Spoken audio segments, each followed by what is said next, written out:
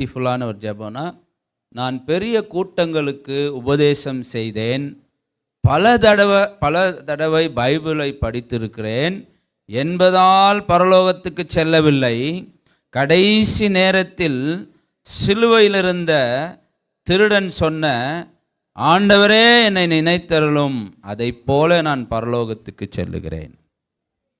எப்படி ஜெபம் பண்ணுவாராம் அவரு? நான் ரொம்ப பெரிய பிரசங்கி, நான் ரொம்ப தடவை பைபிளை வாசித்தேன், நான் ஜெபம் பண்ணி பரலோகம் போல, அந்த சிலுவையில் தொங்கியிருந்தானே கள்ளன், என்னை நினைத்தருளும் என்று சொன்னானே, அப்படி ஜெபம் பண்ணி தான் நான் பரலோகத்துக்கு போவேன்றாரு.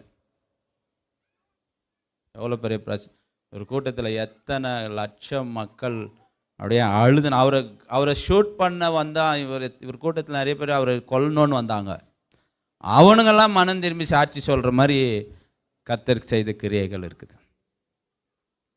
அவரை கொலை பண்ண